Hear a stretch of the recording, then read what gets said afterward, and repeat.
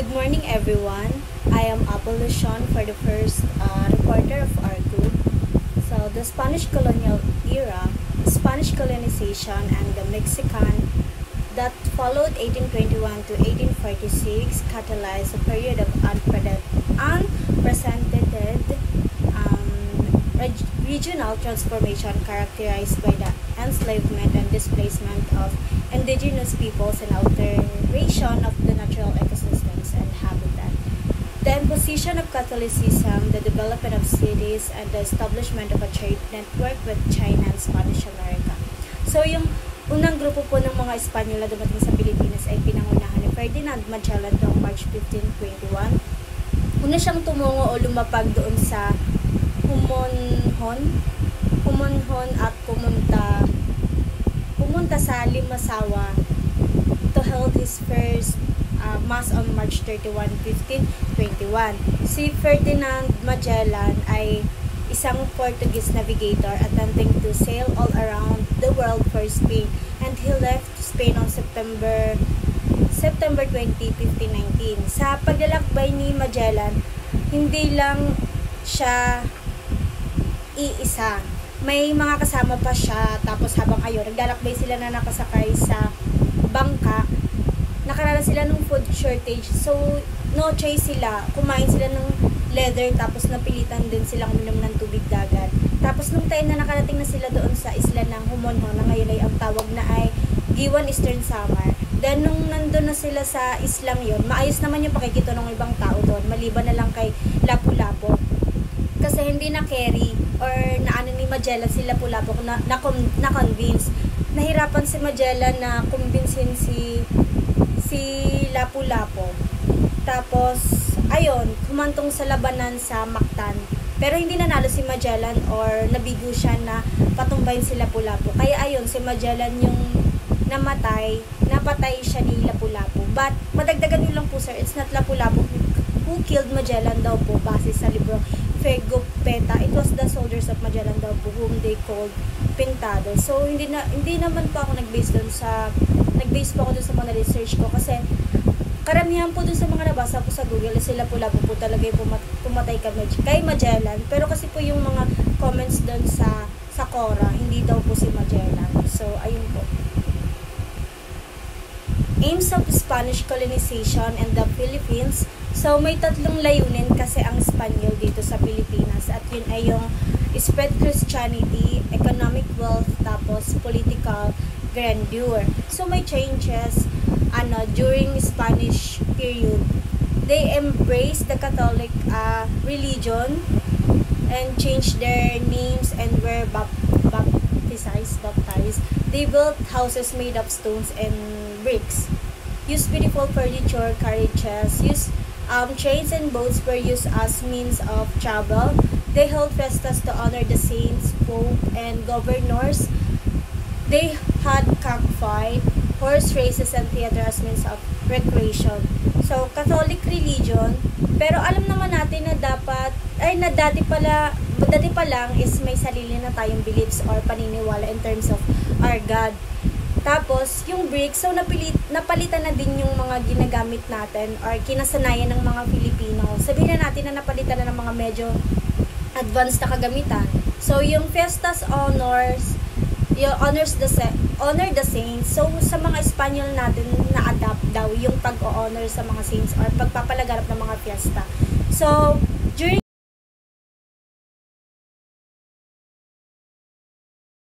may economic conditions din tayo na kinaharap during Spanish era.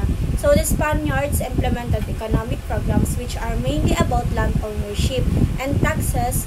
The programs are encomienda, hacienda, and positions of different kind of taxes, galleon trade, monopoly, and folly servicios. So, yung tatlong yon, yung encomienda, hacienda, tapos taxation. The encomienda is a land ownership system with the use of titulo as proof of ownership. The landlords are called encomiendero. They are the ones who collect the taxes or rent from the residents of their land. The hacienda is a large ranch or plantation designed to keep people working on a piece of land.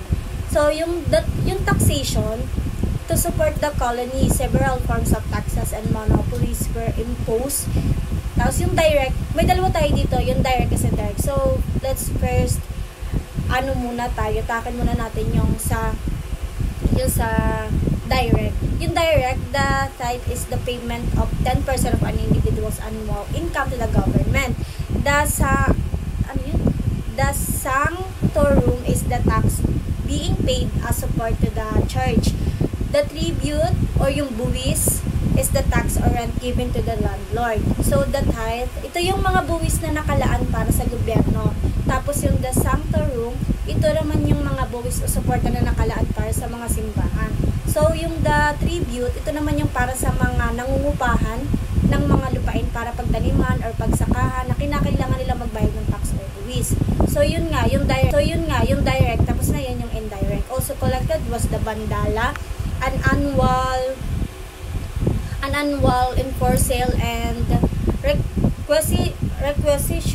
requisitioning of goods such as rice, costume duties, and income tax were also collected by 1884. The tribute was replaced by the cedula personal. Ito yung papel na pinapakita sa mga Guardia Civil kapag may mga pinagsuspensahan or may mga pangyayari or suspensahan kanila ng mga kakaiba para masabi na ikaw ay pure supporter ng nasabing gobyerno na kinakailangan mo kilalanin ang kanilang mga patakaran. At isa na nga dito yung ang pagkakaroon or pagkuha ng cedula, wherein colonies were required to pay for personal identification. The local gobernadorcillos had been responsible for collection of the tribute.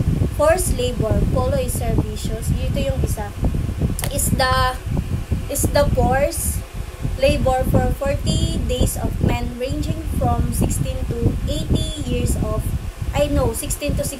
of age, who were obligated to give personal services to community from it by paying the fala.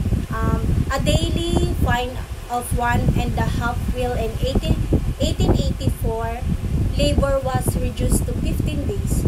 So the polo system was patterned after the Mexican repartimiento, selection for forced labor. Ito yung sa pilitan na magtrabaho or pagtatrabaho, pero pwede kang magpa-exempt sa ganitong sitwasyon, like mandatory na magtatrabaho ka, pero sa isang condition magabayad ka ng palya para maging exempt ka nga.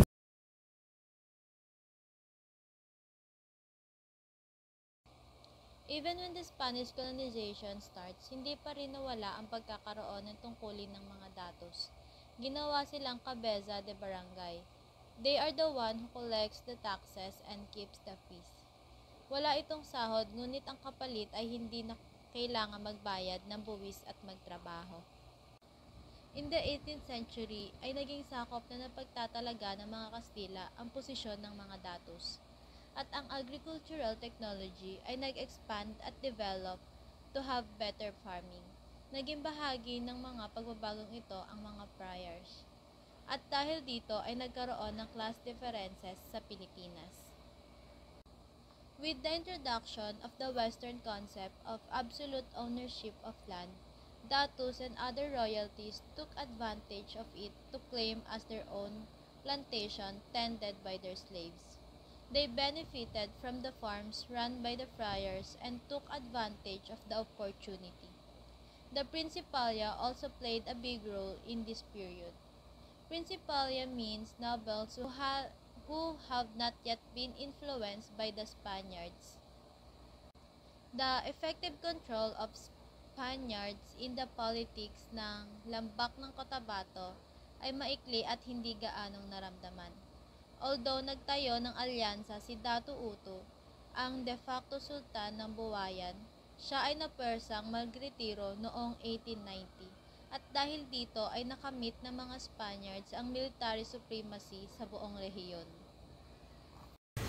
Hi, my name is Jahan Picalibroso, and for our next discussion in Spanish colonial era, we will talk about the Spain had three objectives in its policy toward the Philippines, its only colony in Asia, acquiring a share in the spice trade, developing contacts with China and Japan in order to further Christian missionary efforts there, and converting Filipinos to Christianity. During the majority of the Spanish colonial period, the Philippine economy was based on the galleon trade, which began in 1565 between Manila and Acapulco, Mexico. Trade between Spain and the Philippines was via the Pacific Ocean to Mexico, and then across the Caribbean Sea and Atlantic Ocean to Spain, Veracruz to Cadiz. Between the 17th and 18th centuries, Manila emerged as Asia's most important trading center. And lahat ng kinds ng products from China, Japan, Brunei, and Moluccas, and kahit ang India, were sent to Manila to be sold for silver 8 real coins that arrived on galleons from Acapulco, city ng Mexico. Jose Basco E. Vargas, o mas kilalang Governor General Basco, siya yung nag-introduce ng economic reforms that gave the colony its first significant internal source income sa production ng tobacco and other agricultural exports. In this period, ang agriculture was finally opened sa mga European population na dati ay naka-reserve lang sa mga natives.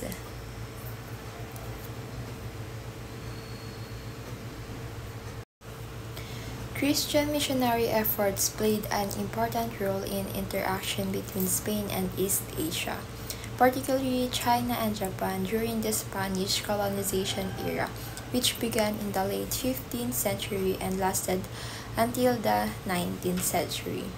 Here's a brief overview of how contacts were developed with China and Japan in order to advance Christian missionary efforts during this period.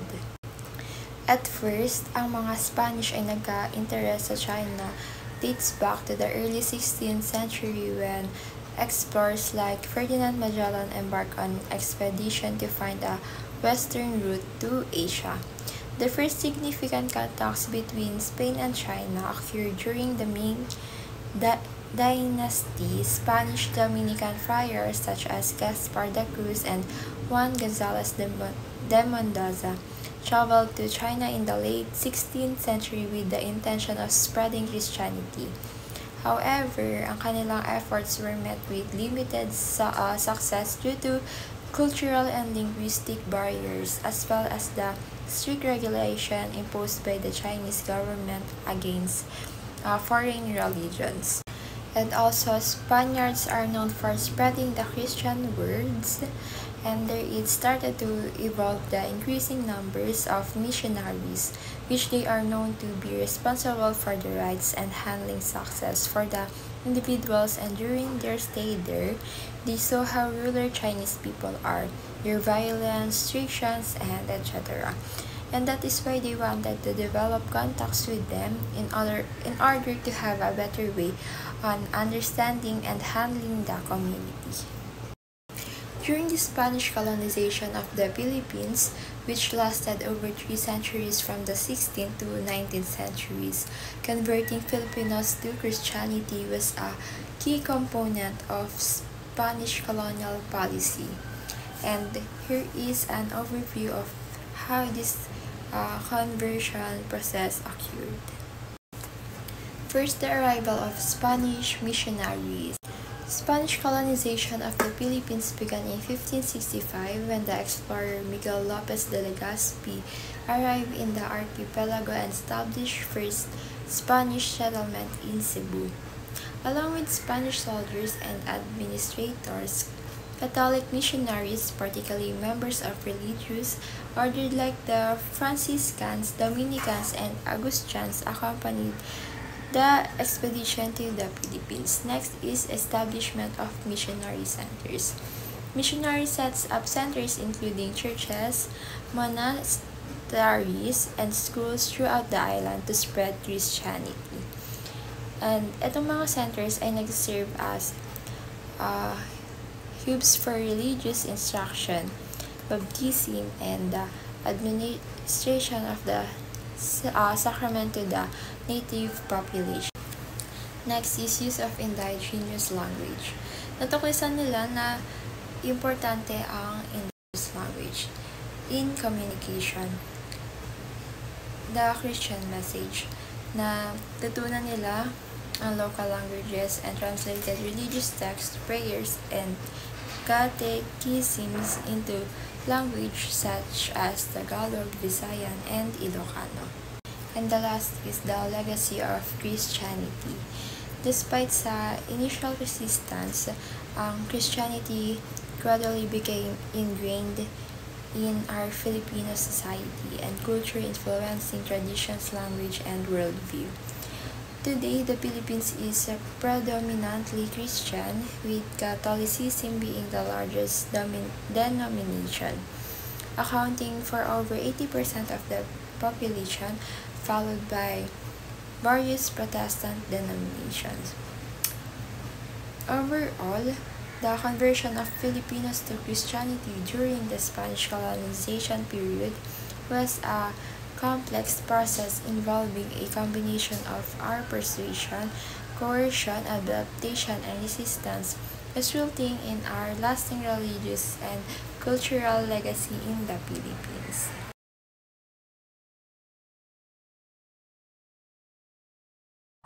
So for the next topic is the Catholicism in the Philippines during Spanish colonial period. So, prior to the development of Catholic missionaries and explorers from Spain, Islam was introduced to the Philippines in the late 14th century through trade with the merchants from Indonesia, Malaysia, and Middle East. It was only later in the 16th century that the voyages of Portuguese explorer, which is Ferdinand Magellan in the year 1480 to 1521, first brought the Catholicism to the archipelago. Originally named St. Lazarus Island by Spanish explorer, which is Roy Lopez de Villalobos in the year 15,000 to 1544, but it was eventually renamed to its present name in honor of Philip II of Spain, who ruled from 1556 until 1598. In the month of March, year 1521 at Homonhon, this is where Magellan and his crew first made contact with the locals after being sent there by the Spanish king. They were given supplies to help the foreign visitors to regain their strength. This appeared to reactivate their ambition to continue westward to the original goal of their heroic journey. Also in that same month, Magellan arrived at Limasawa, an island west of Homonhon, where Magellan's missionaries conducted the first mass on the Philippine soil.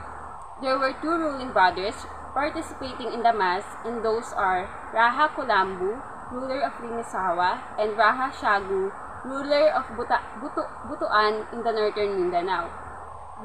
These both Rajas prayed with the crew, making them the first Filipinos to encounter the Christianity. So afterwards, Magellan and his crew decided to sail to Cebu to convert more Filipinos to Catholicism. This is the first recorded conversation in the Philippines that took place on the island of Cebu. So, in the month of April 14, 1521, where the King and Queen of Cebu embraced the Catholic faith.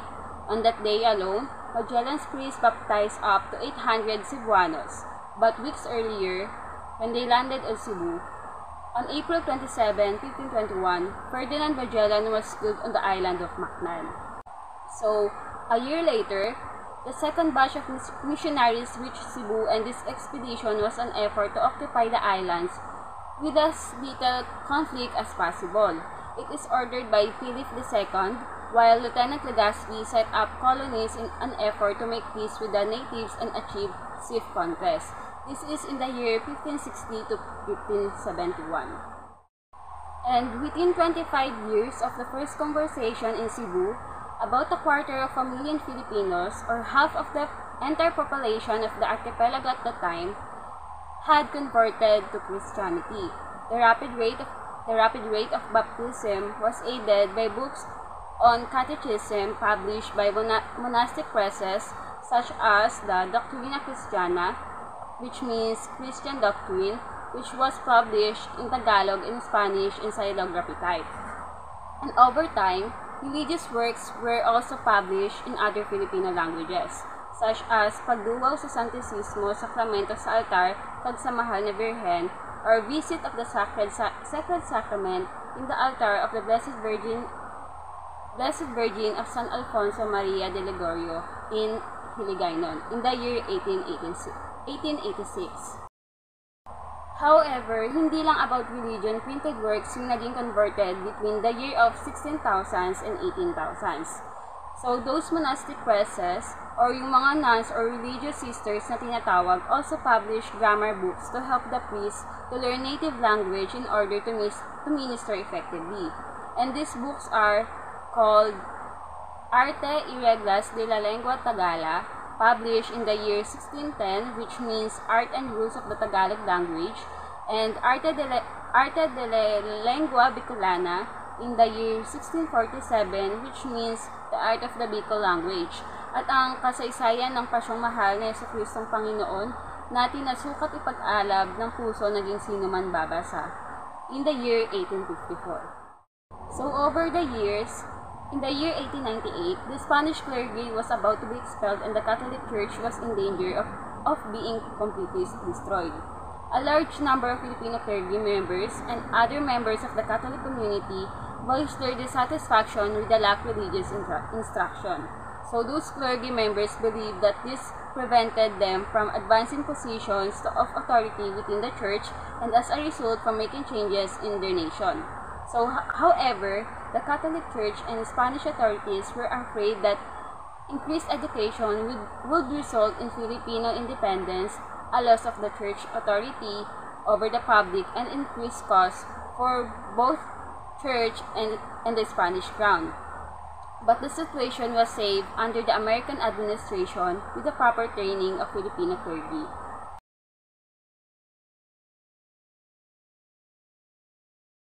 Spanish colonialism brought Catholicism to the Philippines, making it the dominant religion and deeply ingraining it into the Filipino heritage. The introduction of Catholicism by the Spanish had a profound impact on Filipino culture and society. The Spaniards, who were predominantly Catholic, sought to spread the religion and convert the native population to Catholicism. With Catholicism came the syncretism of indigenous beliefs and practices, creating a unique blend of religious customs. Many Filipino households display images of saints and religious icons, and the observance of Catholic rituals such as the Novena and the Santo Niño de Cebu remains an integral part of Filipino life.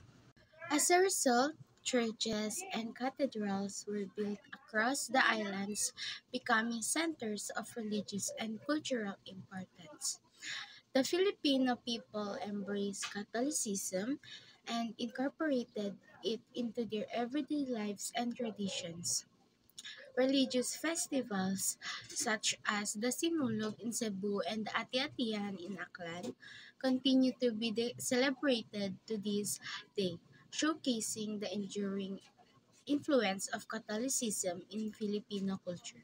Catholicism has played an integral role in shaping the Filipino heritage in profound ways, from moral and ethical values to spiritual beliefs and cultural practices. Its influence pervades various aspects of Filipino society, contributing to a shared sense of identity among Filipinos. Spanish colonialism in the Philippines lasted for over 300 years, leaving an indelible mark on Filipino society. Here's how it influenced different aspects. Number one is languages.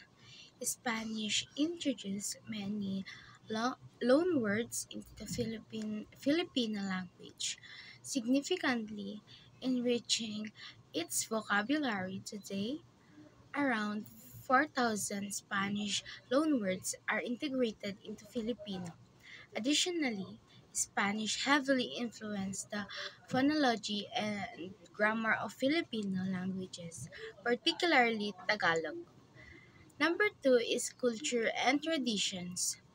Spanish colonizations introduced Christianity to the Philippines, leading to the widespread adaptation of Roman Catholicism, which remains the dominant religion in the country. Many Filipino traditions and fiestas have religious roots, often blending indigenous practices with Catholic rituals introduced by the Spanish. Number three is identity. Spanish colonialism played a role in shaping the Filipino national identity. The amalgamation of Spanish, indigenous, and later American influences contributed to the complex identity of Filipino today. The struggle for independence from Spain and the subsequent colonizations by the States also influenced the Filipino identity, emphasizing concepts of resistance, resilience, and cultural pride. Overall, Spanish colonialism deeply influenced the language, culture, and identity of the Filipino people, leaving a lasting legacy that continues to shape the country's society.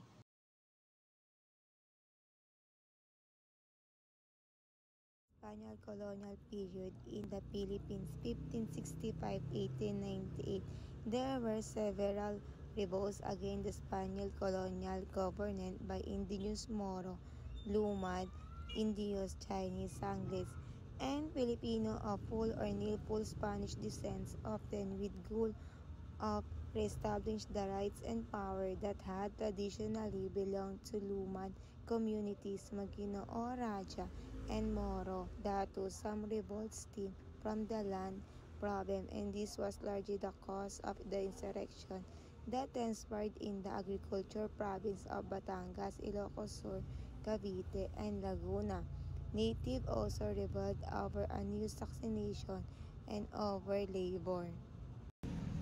Noong panahon ng pananakop ng mga Espanyol sa Pilipinas, may mga paglaban-laban sa kanilang pamahalaan dahil sa iba't ibang mga dahilan tulad ng mga hindi makaturungan ng buwis sa palitang paggawa at mga isyu at sa lupa.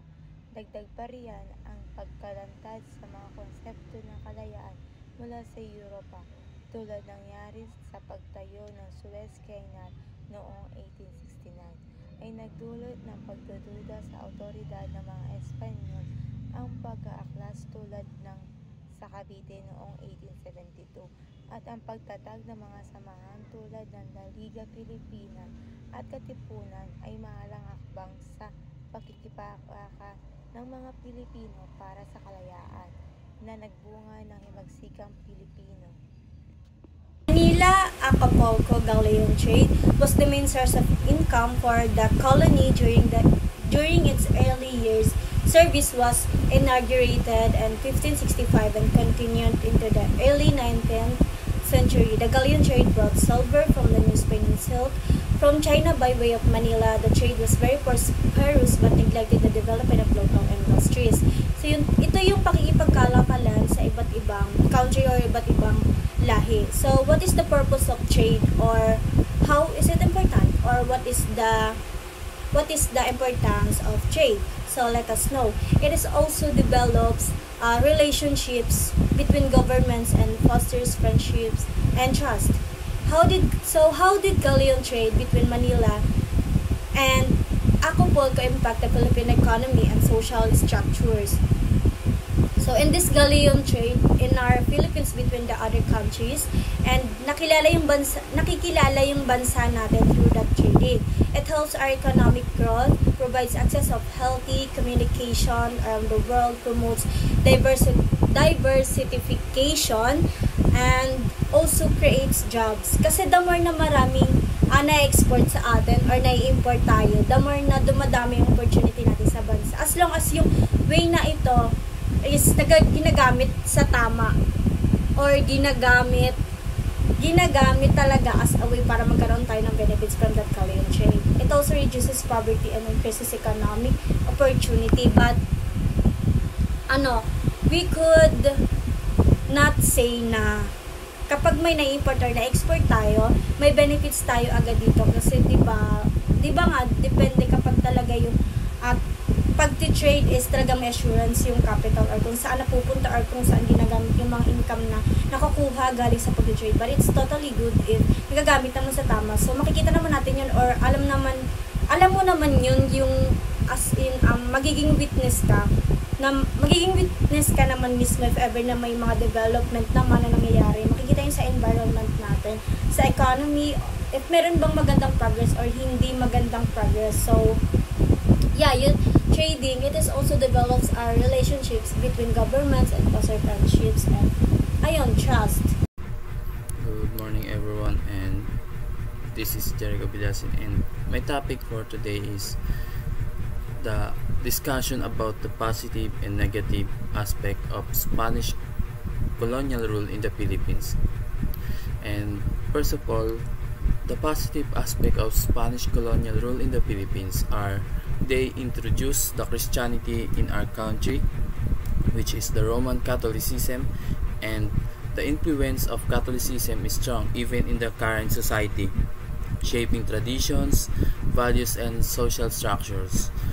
Strong moral values or Catholicism promotes values such as compassion, charity, and forgiveness, which are deeply ingrained in Filipino culture. These values help foster a sense of community and empathy among Filipinos. And also social cohesion, which is that the Catholic Church plays a significant role in bringing people together through its various religious activities such as mass, community outreach programs, and celebrations of feast days and religious holidays. This helps in fostering a sense of belonging and unity among Filipinos. And the next positive aspects in Spanish colonial rule in the Philippines is educational and cultural exchange. They built and established schools, universities, and libraries, which contributed as the spread of educational and literacy among the Filipinos population. The introduction of formal education is one of the significant contribution of Spanish colonization was the establishment of formal education in the Philippines. The Spanish missionaries founded schools and universities such as the University of Santo Tomas on 1611 and Colegio de San Juan de Letran on 1620, which played crucial roles in educating the Filipino elite and clergy. And also the spread of Christianity and religious education. The Spanish brought Christianity to the Philippines, primarily the Roman Catholicism, which became deeply ingrained in Filipino culture and identity. Alongside religious conversion, they also introduced religious education, teaching Filipinos Christian doctrine, literacy, and Spanish language skills through catechism. This one is the negative aspect of Spanish colonial rule in the Philippines. They forced labor and tribute the encomienda system that Spanish made to the indigenous Filipino. The system exploited local resources and labor for the benefit of the Spaniards. Exploitation and abuse. The encomienda system granted the Spanish colonizers the right to extract labor and tribute from indigenous communities. This often led to severe exploitation and abuse of the native population, who were forced to work under harsh conditions without fair compensation. And another one is the violation of human rights. The encomienda system violated the basic human rights of indigenous Filipinos by subjecting them to forced labor, which often amounted to slavery. And many were forced into working in mines, plantations, and other industries enduring physical abuse and deprivation, or what they need of freedoms. And the next one is the exploitation of economic from the Philippines. They extract the resources and it leads to the economic exploitation and underdevelopment in many parts of our country, which is the Philippines. Economic exploitation, forced labor, and tribute extraction under the Encomienda system served the economic interests of Spanish colonizers who profited from the labor and resources of the indigenous population. This exploitation contributed to the economic impoverishment of native communities and hindered their development. And the last one is shaping the nation's development and trajectory. The Spanish colonial rule influenced the trajectory of the Philippines' development, shaping its socio-economic, political, and cultural landscape, and for many years until now. The legacy that Spanish colonization continues to influence our country in terms of society, politics, and identity.